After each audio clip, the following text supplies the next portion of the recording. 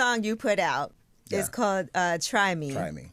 I cannot believe you did that because I feel like you try your hardest to not engage in like even doing press, you know, and you've even said that you like to keep your personal life separate from you as an artist. But in this particular situation, you've had to address things that have been said about you, right? And so what was your decision in making this song? People are calling it a diss song, but I feel... And it is harsh. I'll say that because it hurt my heart when I was like, "Ooh, I would hate for somebody to." I would not want to go back and forth with Sark on a situation like this. But what made you decide this was the move that you were going to make, as far as addressing, you know, this book where it was referenced you made a woman have an abortion?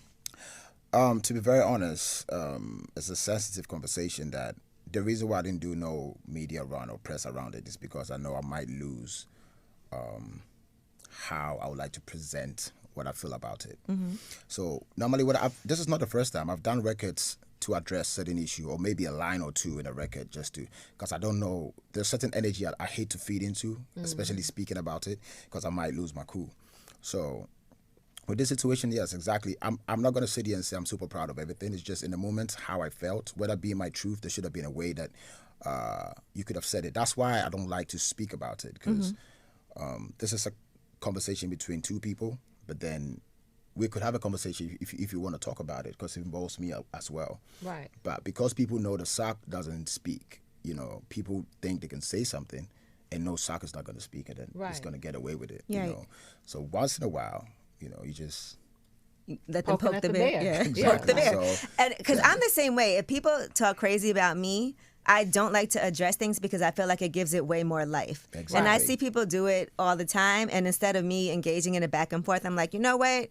Go ahead. I'm going to just keep on doing my thing and not let anybody knock me off my square. True. But this time you said it wasn't a line or two. I mean, so I want to know. It's a whole record. Who did you let hear this first? Was anybody in the studio with you when you did this? That's what's funny. Please. Did not, my team is here. They're all like, people think my team is in support of what I did or the record. None of them knew I did the record because I was on tour. I'm actually on tour when it happened. Yes. So, and sometimes when I feel something, then the lyrics is going to come right there and then. So I sneaked into the studio to even record this. I didn't let nobody hear it because I didn't want to hear no advice. Right. I just literally want to do what I felt at that point. And face the consequences later on. But it wasn't like the whole team sat down and said, this is good to go. I did it personally for myself. They probably was like, what are you doing? I can imagine those phone calls and text messages. A lot of phone calls. So in the heat of the moment, the person that I didn't hear from, which normally she would have been the first person to hit me, is my lawyer.